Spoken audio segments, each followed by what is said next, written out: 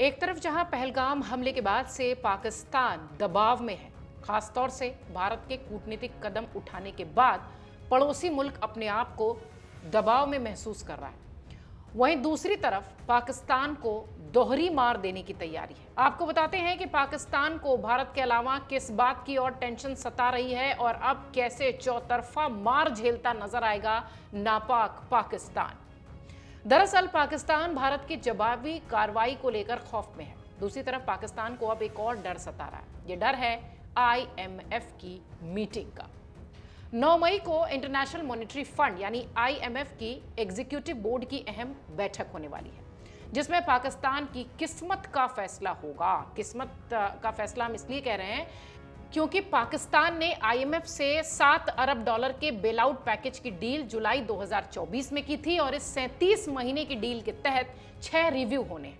अब इसका पहला रिव्यू होने वाला है, जिसे अगर पास कर दिया गया तो पाकिस्तान को $1 अरब की अगली किस्त मिल जाएगी। इसी के साथ पाकिस्तान ने IMF से एक और लगभग $1.5 अरब के नए लोन की भी डील की है, जो कि जलवायु बदलावों से निपटने में मदद के नाम पर ली गई है। यानी कि 9 मई को IMF बोर्ड 2 चीजें देखेगा। पहला तो ये कि पाकिस्तान का परफॉर्मेंस कैसा रहा है, और दूसरा रिलायंस एंड सस्टेनेबिलिटी फैसिलिटी को जो लोन दिया जाए या नहीं, इस पर भी इसी में फैसला होगा।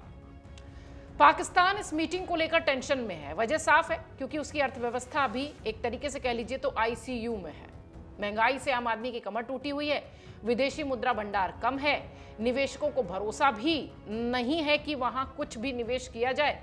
IMF का बेल आउट पाकिस्तान के लिए जीवन रेखा जैसा है। एक तरीके से कह लीजिए कि अगर ये हुआ तो पाकिस्तान की हालत ठीक होगी, अन्यथा पड़ोसी मुल्क की कमर और टूटेगी।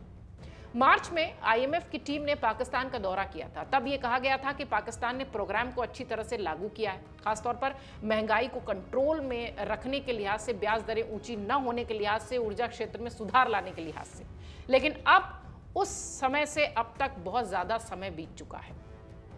इन सब के बावजूद पाकिस्तान की परेशानी इसलिए भी बढ़ी हुई है क्योंकि IMF की शर्तें सख्त होती हैं। अगर आप देखिए तो IMF को ये लगेगा कि अगर कहीं गड़बड़ी है, फंड अटक सकता है, तो IMF की नई डील जो जलवायु के नाम पर ली गई थी, उसके लिए भी तकनीकी स्तर पर तैयारियां इतनी तेज होंगी कि इस एक तरीके से इस टेस्ट को अगर पाकिस्तान पास कर पाता है, तभी वो कहानी आगे बढ़ेगी। वित्त मंत्री मोहम्मद औरंगजेब ने कुछ हफ्ते पहले वॉशिंगटन में उम्मीद जताई थी कि मई की शुरुआत में मीटिंग से हरी झंडी उन्हें मिल सकती है, लेकिन हकीकत यही है कि IMF की तरफ से हाँ मिलने तक पाकिस्तान को चैन नहीं है। भारत पाकिस्तान तनाव के बीच आर्थिक मोर्चे पर यह मीटिंग पाकिस्तान के लिए बहुत ज्यादा बड़ी परीक्षा की तरह है, क्योंकि लगातार पाकिस्तान की तरफ से सीमा पार आतंकवाद को हवा दी जा रही है। हाल ही में ये चर्चा इसलिए भी तेज है क्योंकि पहलगाम में जो हमला हुआ, जिसमें 26 लोगों की मौत हुई, उसके बाद भारत एक्शन मोड में है। पाकिस्तान की ओर से जिस तरीके की बयानबाजी हो रही थी, उसके बावजूद भी पाकिस्तान को बूंद बूंद तक तरसाने के लिए जिस तरह से भारत ने अपनी कार्रवाई शुरू की है, निश्चित तौर पर ऐसा लगता है कि पाकिस्तान परेशानी में है। भारत सरकार ने सिंधु जल संधि पर ब्रेक लगा दिया, पाकिस्तानी नागरिकों को 48 घंटे का अल्टीमेटम दे दिया कि देश छोड़िए।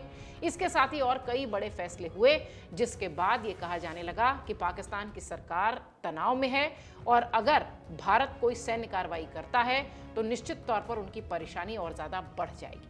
इस बात का अंदेशा पिछले कई समय से दिखाई पड़ रहा है, जब से ये हमला हुआ है। और 27 अप्रैल को जब प्रधानमंत्री मोदी ने मन की बात कही, तो उन्होंने भी इस बात का जिक्र किया कि न्याय होगा, छोड़ा नहीं जाएगा, बख्शा नहीं जाएगा। इसलिए भी ये कहा जा रहा है कि निश्चित तौर पर पाकिस्तान पर भारत की जो सैन्य कार्रवाई होगी, उसका जो पहलगाम का जो जवाब है, वो भारत निश्चित तौर पर देगा। आपको बता दें कि PM मोदी की अध्यक्षता में CEC की जो बैठक हुई थी, उसमें पाकिस्तान के खिलाफ 5 बड़े फैसले लिए गए थे। इन फैसलों से आतंकवाद के सरंगनाओं के साथ साथ पाकिस्तान की हुकूमत को भी चोट लगी है। ये कहना कोई अतिशयोक्ति नहीं है, क्योंकि विदेश सचिव विक्रम मिस्त्री ने कहा कि इस आतंकवादी हमले की गंभीरता को समझते हुए सुरक्षा मामलों की कैबिनेट समिति यानी CCS ने 5 बड़े फैसले लिए, जिसमें 1960 की जल सिंधु जो ट्रीटी थी, जो संधि थी, उस पर तत्काल प्रभाव से रोक लगा दिया। इसके साथ ही इंटीग्रेटेड चेक पोस्ट जो अटारी बॉर्डर है उसे तत्काल प्रभाव से बंद कर दिया गया। वैध अनुमति के साथ जो लोग यहां से जा रहे थे उन्हें 1 मई तक का समय दिया गया इस रास्ते से वापस जाने के लिए। पाकिस्तानी नागरिकों को अब सार्क वीजा छूट जो थी, जो SVES के तहत जो भारत यात्रा की इजाजत उन्हें दी गई थी, अब वो नहीं है। 48 घंटे के भीतर उन्हें भी भारत छोड़ना होगा, चाहे उनका वीजा कितने भी दिन का हो। तीसरा, नई दिल्ली स्थित पाकिस्तानी उच्चायोग में रक्षा, सेना, नौसेना और वायुसेना सलाहकारों को पर्सोना नॉन ग्राटा घोषित कर दिया गया। उन्हें भारत छोड़ने के लिए 1 हफ्ते का समय दे दिया गया। भारत इस्लामाबाद स्थित अपने उच्चायोग से भी रक्षा, नौसेना, वायुसेना सलाहकारों को वापस बुलाएगा। दोनों उच्चायोगों में ये पद अब निरस्त माने जाएंगे। ये भी एक बड़ा कूटनीतिक कदम भारत की तरफ से रखा गया। दोनों उच्चायोगों में कर्मचारियों की कुल संख्या, मौजूदा जो संख्या थी वो 55 थी, जिसे घटाकर 30 कर दिया गया। ये प्रक्रिया भी 1 मई तक पूरी कर ली जाएगी। यानी आप देखिए तो एक स्ट्रैटेजिक जो एक्शन है वो लगातार भारत की तरफ से लिया जा रहा है। और अब IMF में भी पाकिस्तान की परीक्षा है।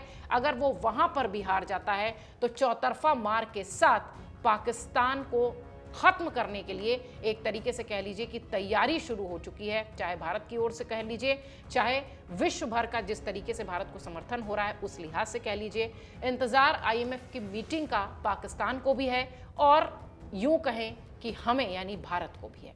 अगर आप ये वीडियो YouTube पर देख रहे हैं तो हमारे चैनल को सब्सक्राइब कर बेल आइकन दबाएं और Facebook पर देख रहे हैं तो हमारे पेज को लाइक करें। 8 मिलियन प्लस सब्सक्राइबर, आपके इस भरोसे के लिए बहुत धन्यवाद।